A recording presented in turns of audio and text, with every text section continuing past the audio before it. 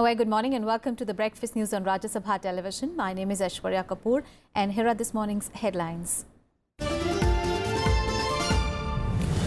Rajya Sabha chairman begins consultations with legal and constitutional experts over impeachment motion notice against Chief Justice of India. 7 opposition parties led by Congress have moved notice against CJI Deepak Mishra.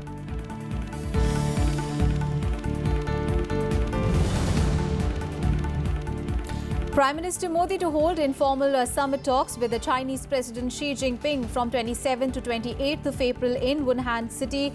Both the leaders to meet to reset ties post-Doklam standoff. Decision taken after meeting between Sushma Swaraj and her Chinese counterpart Wang Yi in Beijing.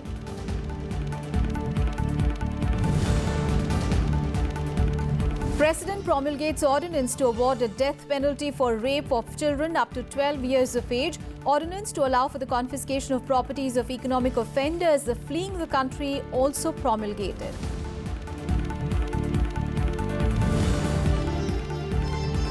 Sixteen Naxals killed in encounter in Gadchiroli in Maharashtra. Police say those killed include top Naxal leaders.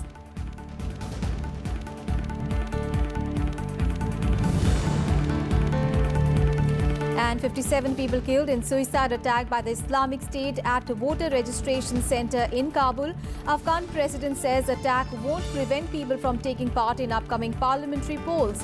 India terms it an attack on democratic rights of Afghans.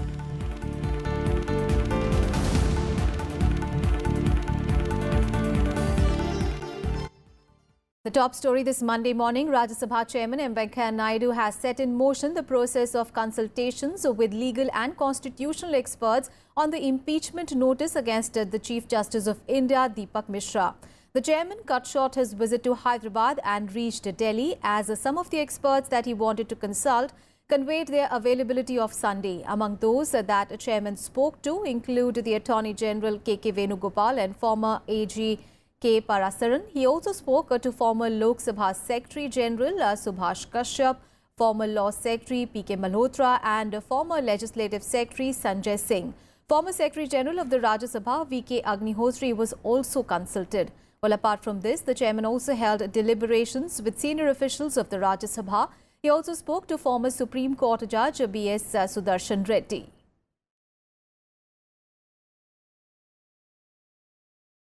Well, the consultations have begun after opposition parties led by the Congress on Friday met the chairman and handed over the notice of impeachment against the CJI, bearing signatures of 64 MPs and 7 former members who recently retired. The parties said that they were moving the notice against the CJI under 5 grounds of misbehavior. While reviewing the notice, Rajya Sabha officials had mentioned that making public the contents of a notice before it is admitted by the chair is in violation of parliamentary rules. According to the provisions of the handbook for Rajya Sabha members, no advance publicity should be given to any notice to be taken up in the House till it is admitted by the chairman. And on to some other news. President Ramnath Kovind has promulgated the stringent anti-rape ordinance. It paves the way for providing stringent punishment, including death penalty for those convicted of raping girls below the age of 12 years. The Indian Penal Code, the Evidence Act, the Code of Criminal Procedure and the Protection of Children from Sexual Offences or the POCSO Act stand amended with the promulgation of the ordinance. Stringent punishment for the rape of a girl under 12 years has been provided with a minimum jail term being 20 years, which may go up to life in prison or death sentence. Gang rape of a girl under 12 years of age will invite punishment of jail term for the rest of the life or death. The measures also provide for speedy investigations and trial. The deadline for the completion of a trial in all rape cases will be 2 months. And a 6-month time limit for the disposal of appeals in rape cases has also been prescribed. There will also be no provision for anticipatory bail for a person who is accused of rape or gang rape of a girl under 16 years. The National Crime Records Bureau will maintain a national database and profile of the sexual offenders. This data will be regularly shared with the states and the union territories for tracking, monitoring and investigation, including the verification of anecdotes of sexual offenders by the police. The tightening of the law against sexual offenders follows public outcry over the Kathua and Unnao rape cases. बलात्कार जैसा जघन्य कृत्य करने वालों के लिए ऐसा कठोर कानून बनाना अब यह आवश्यक हो गया था। इसीलिए भारत सरकार ने यह फैसला किया कि ऐसा कानून बनाया जाना चाहिए। जघन्य कृत्य करने वालों पर निश्चित रूप से अंकुश लगेगा और इस फैसले का सर्वत्र स्वागत हुआ है। महिलाओं की सुरक्षा के लिए एक प्रधानमंत्री नरेंद्र मोदी जी की ओर से एक बहुत ही अच्छा और सख्त कदम है। तो बेटी बचाओ बेटी पढ़ाओ जो प्रधानमंत्री नरेंद्र मोदी जी का जो ड्रीम रहा, जिसको वो पिछले 4 साल में लागू करके महिलाओं के लिए एक कई अच्छे कदम उठाए, उसमें ये भी एक बहुत ही सराहनीय कदम है। लोगों की दिक्कत ये है कि कानून का जो आचरण है या इम्प्लीमेंटेशन है वो नहीं होता। तो मोदी सरकार ऐसा चुनाव में एक एक करते जाती है, लेकिन उसका अमल करके किसी को शिक्षा अब तक नहीं दी है। And President Ramnath Kovind also gave assent to the Fugitive Economic Offenders Ordinance 2018. The ordinance gives authorities the power to attach and confiscate proceeds of crime and properties of the economic offenders who are fleeing the country. Now, without naming anyone, the official statement said that the need for the ordinance has arisen as there have been instances of economic offenders fleeing the country. The jurisdiction of the Indian High Courts anticipating the beginning of criminal proceedings or while the proceedings are still pending. It also said that existing civil and criminal provisions are not entirely adequate to deal with the severity of the problem. The ordinance makes provisions for special courts under the Prevention of Money Laundering Act 2002 to declare a person a fugitive economic offender.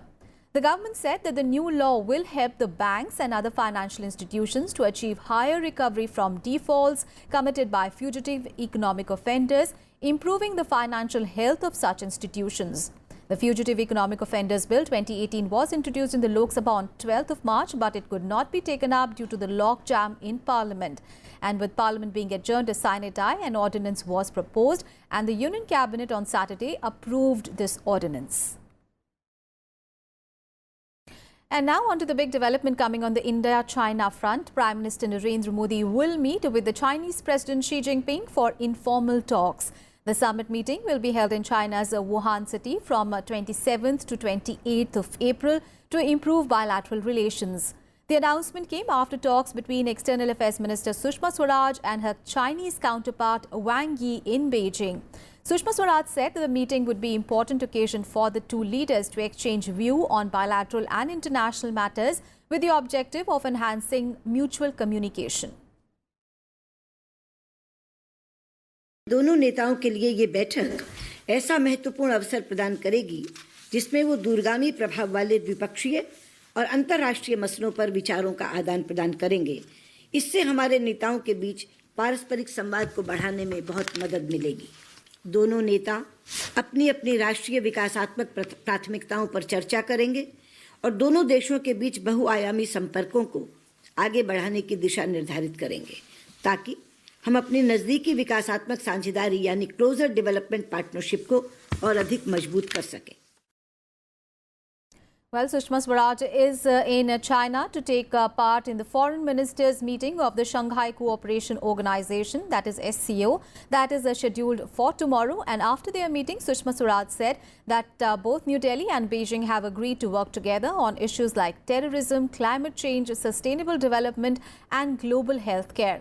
The two nations have also agreed to continue the Kailash Mansarovar Yatra from this year, which was stopped by Beijing after the 72-day-long standoff in Doklam. China also agreed to share data on Sutlej and Brahmaputra rivers. Sushma Swaraj also said that maintaining peace in the border areas with China was an essential prerequisite for the smooth development of bilateral ties.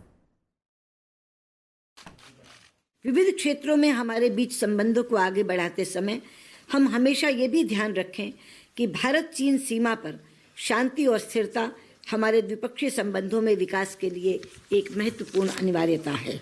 हमने आतंकवाद का मुकाबला करने और वैश्विक चुनौतियों जैसे जलवायु परिवर्तन, टिकाऊ विकास और स्वास्थ्य की देखभाल आदि विषयों पर साझा प्रयास करने पर भी चर्चा की।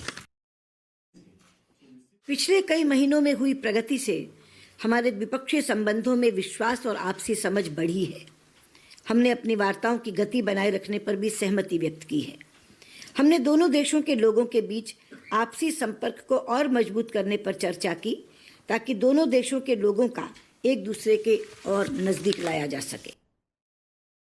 On to some other news now. Prime Minister Narendra Modi has urged the BJP lawmakers to refrain from making irresponsible statements such as comments hurt the party's image. In a video interaction with the party leaders, the Prime Minister said that careless statements made in front of the media harm the nation as well as party and their personal image, and it provides a fodder to controversies. Prime Minister Modi also underlined the support of backward sections to his party and asserted that the BJP's reach was no longer confined to a particular class, urban centres or North India.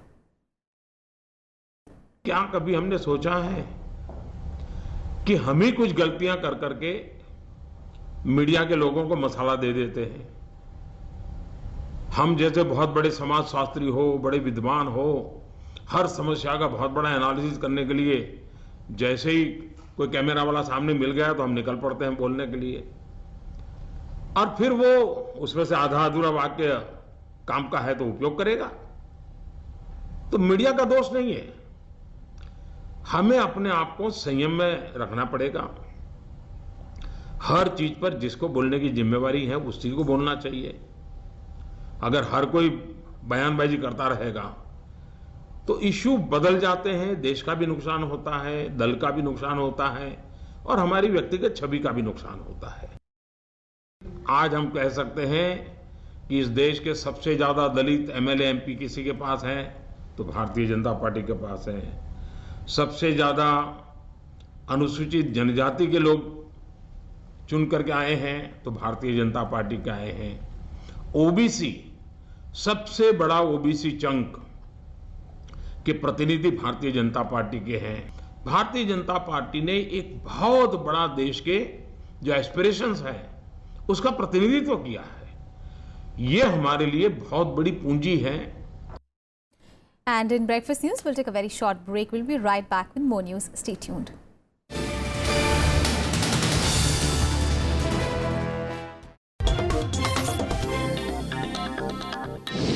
Karnataka is all in the middle of a high voltage campaign. It's a triangular contest between BJP, Congress and Janata Dal Secular. That there is a heavy regional imbalance. There are regional disparities when it comes to the districts of North and South Karnataka. Power is not been provided, drinking water is not been provided, roads not been provided. We've heard enough of blaming each other. The poor and I think the ordinary middle class continue to suffer. The real problem, imaginary problem, illusory problem. In Hyderabad, Karnataka, out of 9,600 crores are so allotted to the power sector, 4,670 is allotted there. I've seen many young children going to school, but they don't know what they are studying because the quality is very low. There's a difference between South Karnataka, North Karnataka, Madhya Karnataka, whatever you call. The responsibility has to be owned by Congress party. Industries are not set up in Hubli, Dharwad, and there can be some factories which can be established there. What the concern is in this election is key things like safety of women, safety of communities, safety of minorities, safety of citizens. Why is politics becoming so divisive? Whatever done is not enough. We'll have to do it more. Watch Battle Karnataka coming to you from Bangalore, only on Rajya Sabha television.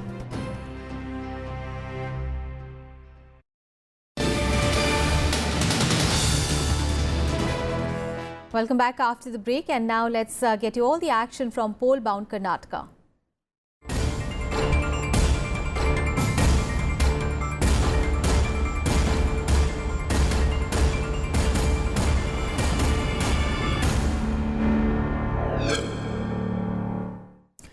In its second and final list of contenders for the Karnataka elections, the Congress on Sunday replaced 6 candidates and released the names of 5 more candidates. Chief Minister Siddaramaiah will replace Dr.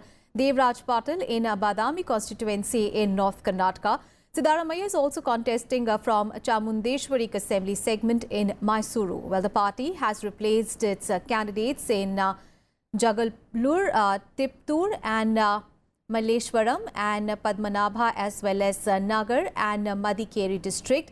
In Madikeri, H.S. Chandra Mauli's candidature was withdrawn by the party after the BJP targeted the Congress over Mauli, citing he had represented fugitive diamond trader Mehul Choksi.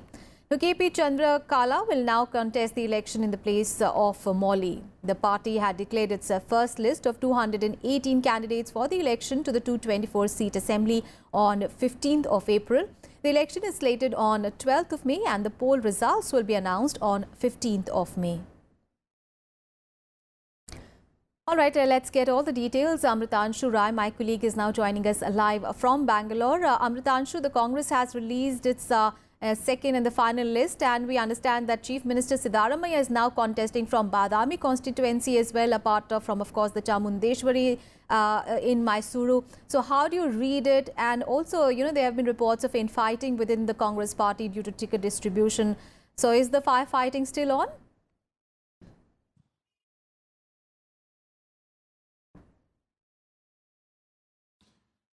So morning, Ashwarya, two big stories happening here on the political side. Yeah, Siddaramaiah will now be contesting from two constituencies. And so the point is, the argument from Siddaramaiah's side, the Chief Minister Siddaramaiah's side, is that he is, he cannot tour the entire state and rally the voters if he doesn't have a safe zone to contest. And this is the argument he's been putting forward to the party. So, but the party had stuck to its line that no, we will not give any candidate the opportunity to contest from two constituencies. That's where Siddaramaiah then stood his ground and limited his campaigning activity to Chamundeshwari and Varuna. Varuna is the adjacent seat to Chamundeshwari, where his son is contesting from, and Chamundeshwari is where he was contesting from. Realizing this, the Congress party made an exception, and he is the only candidate who gets a chance to contest from two constituencies. Now, the message going out to the people here is absolutely the other way around, which is that Siddaramaiah probably is not sure of pulling off the Chamundeshwari seat, and the JDS candidate there is really giving him a tough fight. But having said that, the second part is, yes, the second big story is the party hopping is at its peak, and all the candidates who have been deprived of nominations, either from the Congress, BJP, are now looking out for fresh opportunities in other alternative parties. And that is happening in a big way here. Yeah.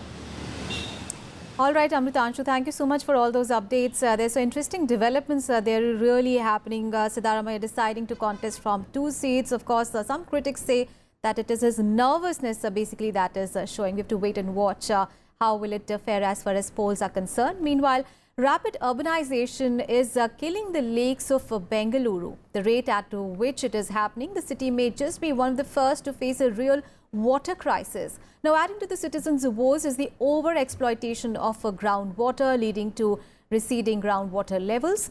Now, correspondent Amritanshu Rai reports.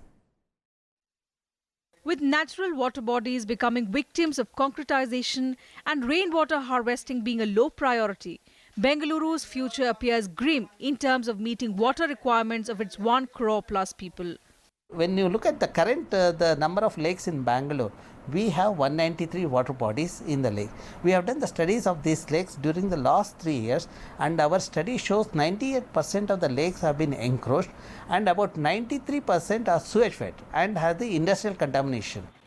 The impending crisis was flagged by the Karnataka government when it admitted that availability of water per person per day will be 88 litres by the year 2031, when the city's population will touch 2 crore. As of now, the prescribed water usage for domestic use is 135 litres per person per day. Groundwater table is declining because of the unplanned urbanization, over concretization. We are not recharging the groundwater resources. At the same time, exploitation has gone up because of the large number of high-rise buildings. According to a research report by the Centre for Ecological Study of the Indian Institute of Science, Bengaluru, the city's current monthly requirement is 1.5 TMC feet. 1 TMC feet of water is equal to 2,816 crore litres, and it can cater to the needs of 6 lakh people per year. What you see behind me is the Hebbal water reservoir or the Hebbal lake in Bengaluru. There were several such lakes in Bengaluru at one point of time, and then Bengaluru could hold 35 TMC feet of water in its water reservoirs. But now that has reduced to just 2 TMC feet of water. Amritanshu Rai, Rajya TV, Bengaluru.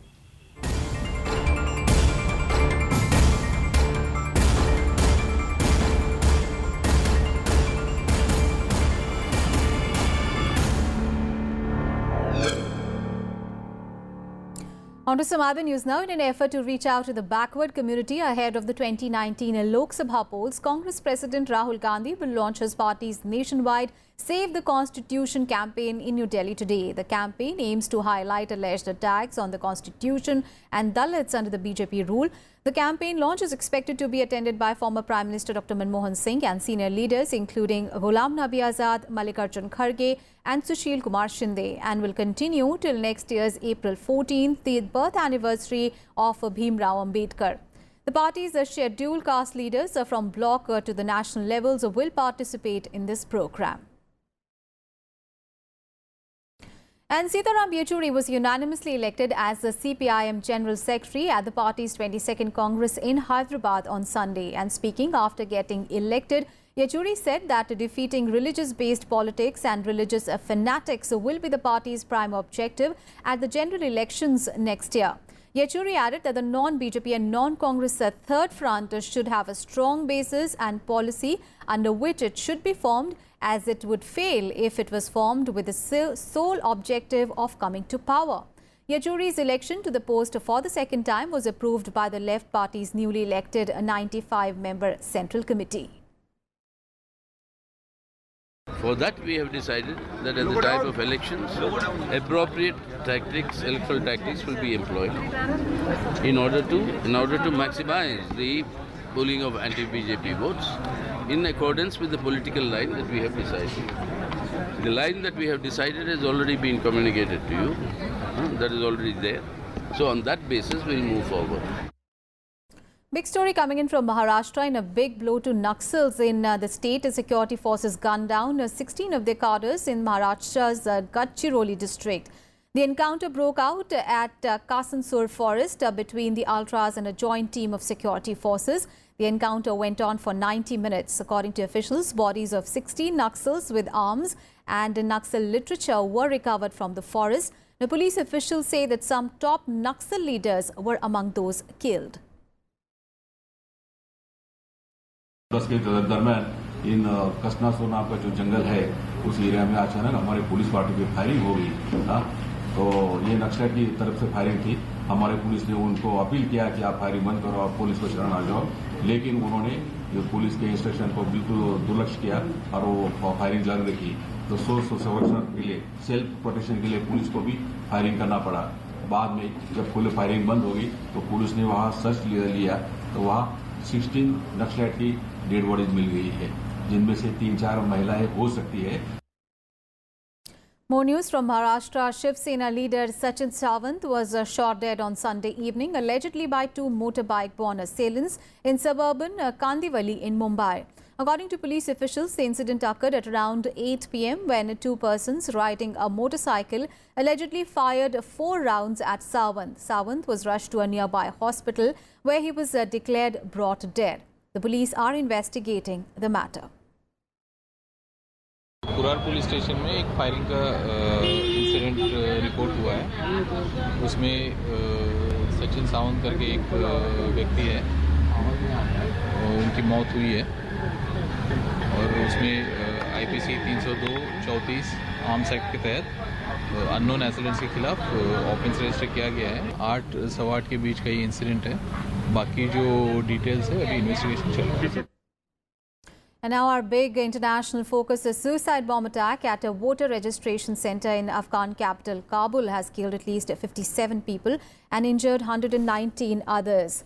The bomber was on foot when he detonated his explosives at the gate of the building, which is in the Dasht-e-Barchi area of western Kabul, at around 10 a.m. local time on Sunday morning. The force of the blast also destroyed cars. The Islamic State group said that it carried out the attack. Voter registration began this month for the legislative and district council elections, which are due to take place in October this year. Dasht-e-Barchi is heavily populated by the members of Afghanistan's Shia Muslim minority who have been targeted by Islamic State group for their religion in the past as well.